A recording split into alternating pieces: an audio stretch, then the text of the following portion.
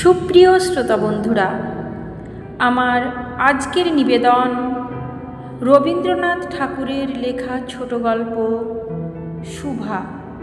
শুনতে থাকুন। মেয়েটির নাম যখন সুভাষিনী রাখা হইয়াছিল, তখন কে জানিত সে বোবা হইবে।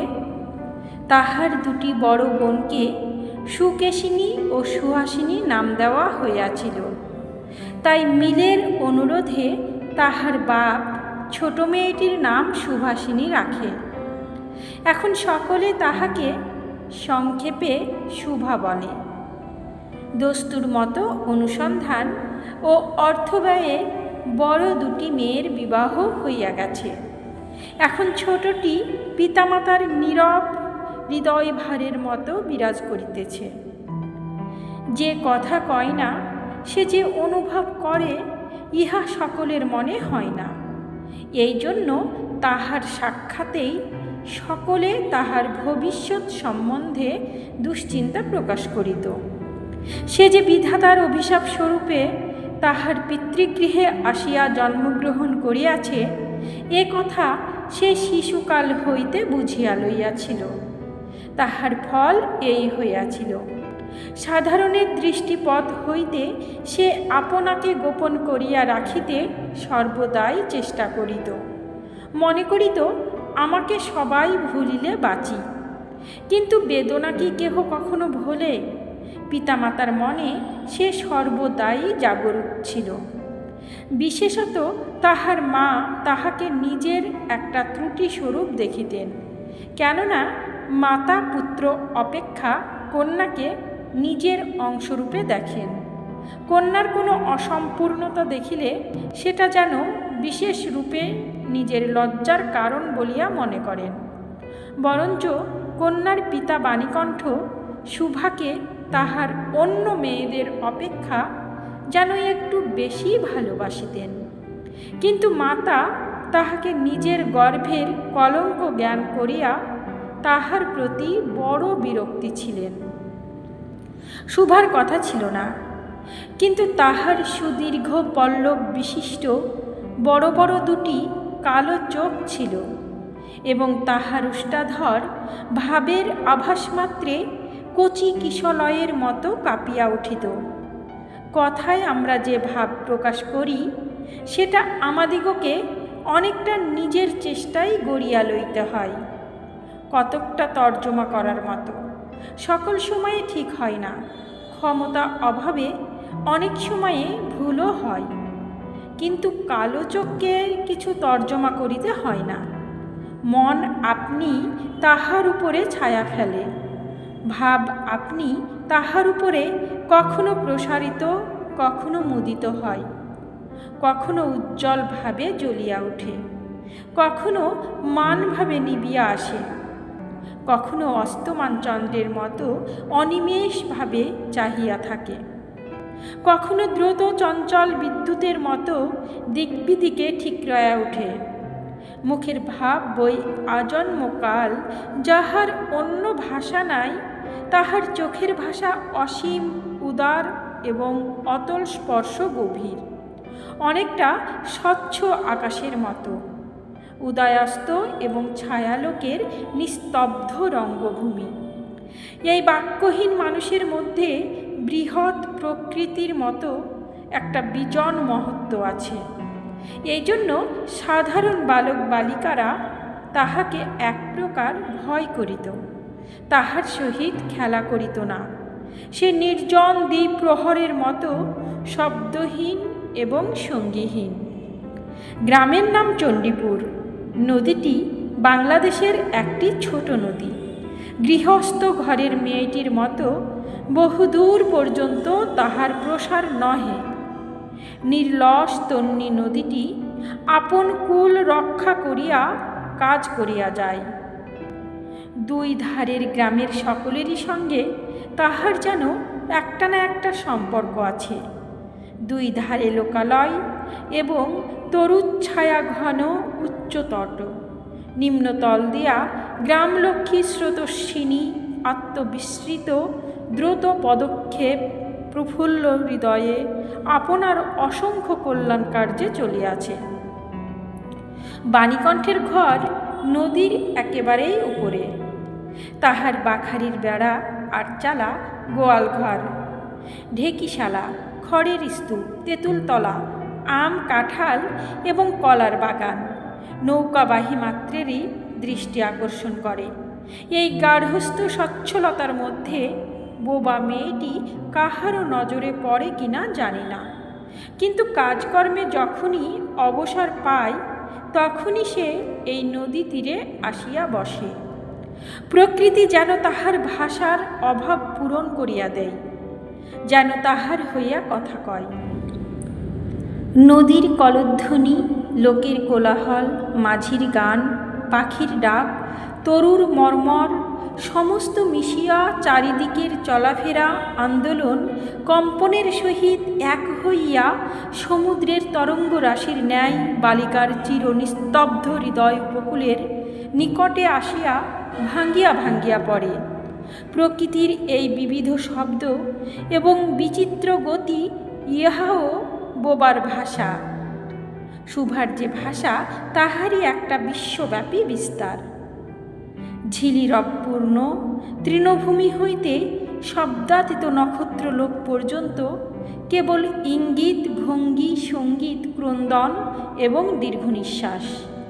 এবং মধ্যাহ্নে যখন মাঝিরা জেলেরা খাইতে যাইত, গৃহস্থেরা ঘুমাইত, পাখিরা ডাকিত না, খেয়া নৌকা বন্ধ থাকিত, স্বজন জগৎ সমস্ত কাজকর্মের মাঝখানে সহসা থামিয়া গিয়া ভয়ানক বিজন মূর্তি ধারণ করিত, তখন রুদ্র মহাকাশের তলে কেবল একটি বোবা প্রকৃতি এবং একটি বোবা মেয়ে মুখোমুখি চুপ করিয়া বসিয়া থাকিত।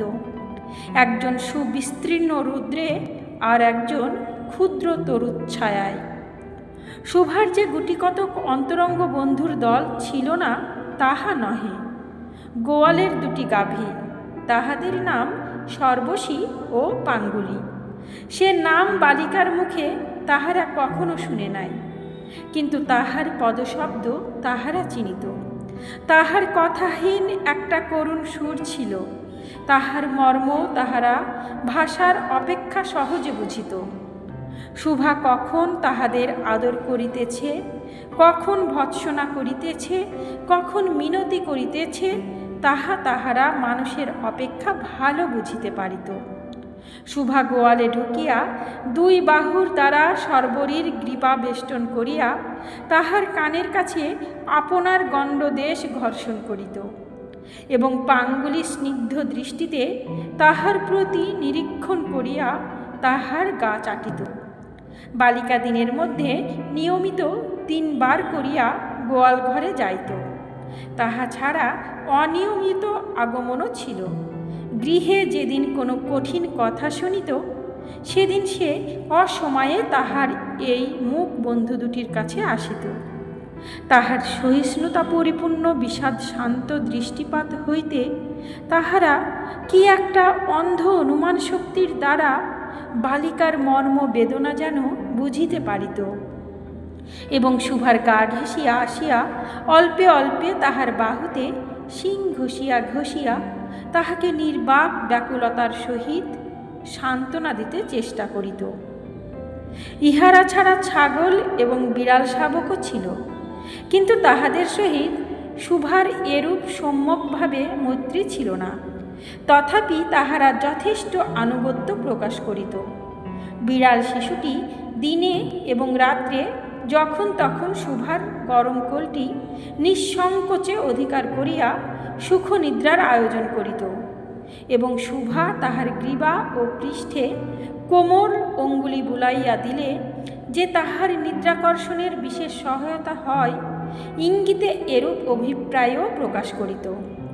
উন্নত শ্রেণীর জীবের মধ্যে শুভার আরও একটি সঙ্গী জুটিয়াছিল, কিন্তু তাহার সহিত বালিকার ঠিক কিরূপ সম্পর্ক ছিল তাহা নির্ণয় করা কঠিন, কারণ সে ভাষা বিশিষ্ট জীব।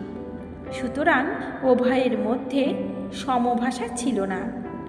গোসাইদের ছোট ছেলেটি, তাহার নাম প্রতাপ, লোকটি নিতান্ত অকর্মণ্য। সে যে কাজকর্ম করিয়া সংসারের উন্নতি করিতে যত্ন করিবে, বহু চেষ্টার পর বাপ মা সে আশা ত্যাগ করিয়াছেন।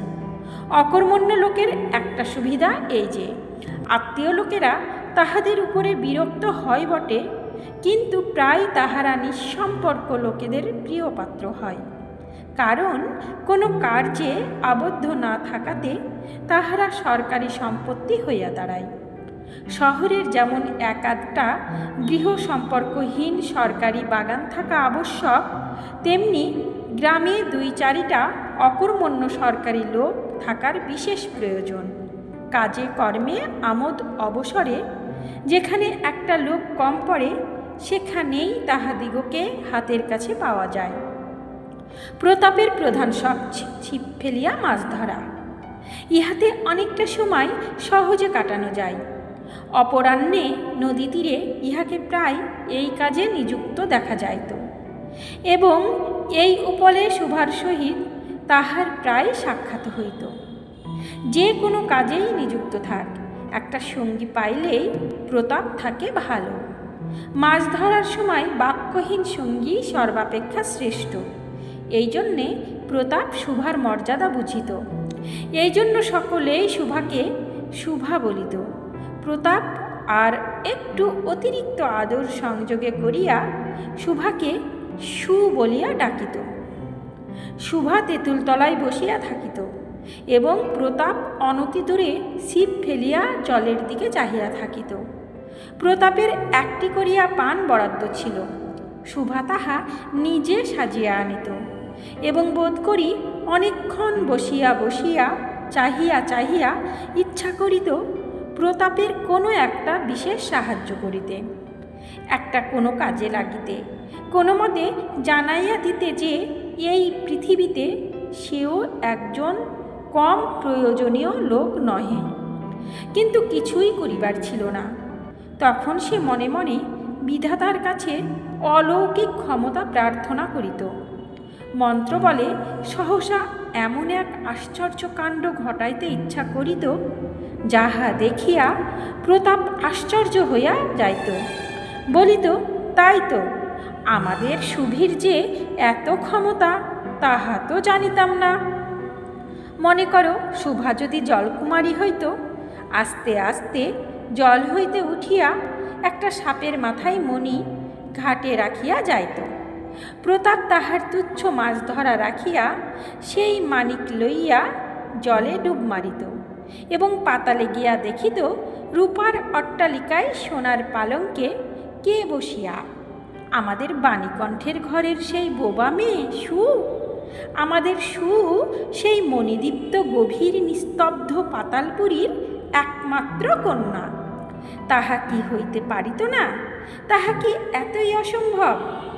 আসলে কিছুই অসম্ভব নয়, কিন্তু তবুও সুপ্রজাশূন্য পাতালের রাজবংশে না জন্মিয়া, রাজকন্যা না হইয়া বাণীকণ্ঠের ঘরে আসিয়া জন্মিয়াছে এবং গোসাইদের ছেলে প্রতাপকে কিছুতেই আশ্চর্য করিতে পারিতেছে না।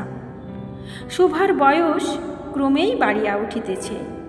ক্রমে সে যেন আপনাকে আপনি অনুভব করিতে পারিতেছে, যেন কোনো একটা পূর্ণিমা তিথিতে কোনো একটা সমুদ্র হইতে একটা জোয়ারের স্রোত আসিয়া তাহার অন্তরাত্মাকে এক নতুন অনির্বচনীয় চেতনা শক্তিতে পরিপূর্ণ করিয়া তুলিতেছে। সে আপনাকে আপনি দেখিতেছে, ভাবিতেছে, প্রশ্ন করিতেছে এবং বুঝিতে পারিতেছে না। গভীর পূর্ণিমা রাত্রে সে একদিন ধীরে শয়ন গৃহের দ্বার খুলিয়া ভয়ে ভয়ে মুখ বাড়াইয়া বাহিরের দিকে চাহিয়া দেখে পূর্ণিমা প্রকৃতিও শুভার মতো একাকিনী সুপ্ত জগতের উপর জাগিয়া বসিয়া যৌবনের রহস্য পুলকে বিষাদে অসীম নির্জনতার একেবারে শেষ সীমা পর্যন্ত, এমনকি তাহা অতিক্রম করিয়াও থমথম করিতেছে, একটি কথা কহিতে পারিতেছে না। এই নিস্তব্ধ ব্যাকুল প্রকৃতির প্রান্তে একটি নিস্তব্ধ ব্যাকুল বালিকা দাঁড়াইয়া। এদিকে কন্যাভারগ্রস্ত পিতামাতা চিন্তিত হইয়া উঠিয়াছেন। লোকেও নিন্দা আরম্ভ করিয়াছে। এমনকি এক ঘরে করিবে এমন জনরব শোনা যায়। বাণীকণ্ঠের সচ্ছল অবস্থা, 2 বেলাই মাছ ভাত খায়, এজন্য তাহার শত্রু ছিল। স্ত্রী পুরুষে বিস্তর পরামর্শ হইল। কিছুদিনের মতো বাণী বিদেশে গেল। অবশেষে ফিরিয়া আসিয়া কহিল, চলো কলিকাতায় চলো। বিদেশ যাত্রার উদ্যোগ হইতে লাগিল। কুয়াশা ঢাকা প্রভাতের মতো শুভার সমস্ত হৃদয় অশ্রু বাষ্পে একেবারে ভরিয়া গেল। একটা অনির্দিষ্ট আশঙ্কা বসে সে কিছুদিন হইতে ক্রমাগত নির্বাক জন্তুর মতো তাহার বাপ মায়ের সঙ্গে সঙ্গে ফিরিত। ডাগর চক্ষু মেলিয়া তাহাদের মুখের দিকে চাহিয়া কি একটা বুঝিতে চেষ্টা করিত, কিন্তু তাহারা কিছু বুঝাইয়া বলিতেন না। ইতিমধ্যে একদিন অপরাহ্নে জলে ছিপ ফেলিয়া প্রতাপ হাসিয়া কহিল, কিরে সু, তোর নাকি বর পাওয়া গেছে? তুই বিয়ে করতে যাচ্ছিস, দেখিস আমাদের ভুলিস নে। বলিয়া আবার মাছের দিকে মনোযোগ করিল। মর্মবিদ্ধ হরিণী ব্যাধের দিকে যেমন করিয়া তাকায়, নীরবে বলিতে থাকে, আমি তোমার কাছে কি দোষ করিয়াছিলাম? শুভা তেমনি করিয়া প্রতাপের দিকে চাহিল। সেদিন গাছের তলায় আর বসিল না। বাণীকণ্ঠ নিদ্রা হইতে উঠিয়া শয়ন গৃহে তামাক খাইতেছিলেন। শুভা তাহার পায়ের কাছে বসিয়া তাহার মুখের দিকে চাহিয়া কাঁদিতে লাগিল। অবশেষে তাহাকে সান্ত্বনা দিতে গিয়া বাণীকণ্ঠের শুষ্ক কপালে অশ্রু গড়াইয়া পড়িল। কাল কলিকাতায় যাইবার দিন স্থির হইয়াছে। শুভা গোয়াল ঘরে তাহার বাল্য সখীদের কাছে বিদায় লইতে গেল। তাহাদিগকে সহস্তে খাওয়াইয়া গলা ধরিয়া একবার 2 চোখে যত পারে কথা ভরিয়া তাহাদের মুখের দিকে চাহিল। 2 নেত্র পল্লব হইতে টপ টপ করিয়া অশ্রু জল পড়িতে লাগিল। সেদিন শুক্লা দ্বাদশীর রাত্রি। শুভা শয়নগৃহ হইতে বাহির হইয়া তাহার সেই চিরপরিচিত নদী তটে শয্যায় লুটাইয়া পড়িল। যেন ধরণীকে, এই প্রকাণ্ড মুখ মানবতাকে 2 বাহুতে ধরিয়া বলিতে চাহে, তুমি আমাকে যাইতে দিও না মা, আমার মতো 2টি বাহু বাড়াইয়া তুমিও আমাকে ধরিয়া রাখো। কলিকাতার এক বাসায় শুভার মা একদিন শুভাকে খুব করিয়া সাজাইয়া দিলেন। আটিয়া চুল বাঁধিয়া, খোপায় জরির ফিতা দিয়া, অলঙ্কারে আচ্ছন্ন করিয়া তাহার স্বাভাবিক শ্রী যথাসাধ্য বিলুপ্ত করিয়া দিলেন। শুভার 2 চক্ষু দিয়া অশ্রু পড়িতেছে। পাছে চোখ ফুলিয়া খারাপ দেখিতে হয়, এজন্য তাহার মাতা তাহাকে বিস্তর ভৎসনা করিলেন, কিন্তু অশ্রু জল ভৎসনা মানিল না। বন্ধু সঙ্গে বর স্বয়ং কোণে দেখিতে আসিলেন। কন্যার মা বাপ চিন্তিত, শঙ্কিত, শশব্যস্ত হইয়া উঠিলেন, যেন দেবতা স্বয়ং নিজের বলির পশু বাছিয়া লইতে আসিয়াছেন। মা নেপথ্য হইতে বিস্তর তর্জন গর্জন শাসন করিয়া বালিকার অশ্রুস্রোত দ্বিগুণ বাড়াইয়া পরীক্ষকের সম্মুখে পাঠাইলেন। পরীক্ষক অনেকক্ষণ নিরীক্ষণ করিয়া বলিলেন, মন্দ নহে। বিশেষত বালিকার ক্রন্দন দেখিয়া বুঝিলেন ইহার হৃদয় আছে, এবং হিসাব করিয়া দেখিলেন যে হৃদয় আজ বাপ মায়ের বিচ্ছেদ সম্ভাবনায় ব্যথিত হইয়া উঠিয়াছে, সেই হৃদয় আজ বাদে কাল আমারই ব্যবহারে লাগিতে পারিবে। শুক্তির মুক্তার ন্যায় বালিকার অশ্রু জল কেবল বালিকার মূল্য বাড়াইয়া দিল, তাহার হইয়া আর কোনো কথা বলিল না। পঞ্জিকা মিলাইয়া খুব একটা শুভ লগ্নে বিবাহ হইয়া গেল। বোবা মেয়েকে পরের হস্তে সমর্পণ করিয়া বাপ মা দেশে চলিয়া গেল। তাহাদের জাতি ও পরকাল রক্ষা হইল। বর পশ্চিমে কাজ করে। বিবাহের অনতিবিলম্বে স্ত্রীকে পশ্চিমে লইয়া গেল। সপ্তাহখানেকের মধ্যে সকলেই বুঝিল নববধূ বোবা। তা কেহ বুঝিল না সেটা তাহার দোষ নহে। সে কাহাকেও প্রতারণা করে নাই, তাহার দুটি চক্ষু সকল কথাই বলিয়াছিল, কিন্তু কেহ তাহা বুঝিতে পারে নাই। সে চারিদিকে চায়, ভাষা পায় না। যাহারা বোবার ভাষা বুঝিত, সেই আজন্ম পরিচিত মুখগুলি দেখিতে পায় না। বালিকার চির নীরব হৃদয়ের মধ্যে একটা অসীম অব্যক্ত ক্রন্দন বাজিতে লাগিল। অন্তর্যামী ছাড়া আর কেহ তাহা শুনিতে পাইল না।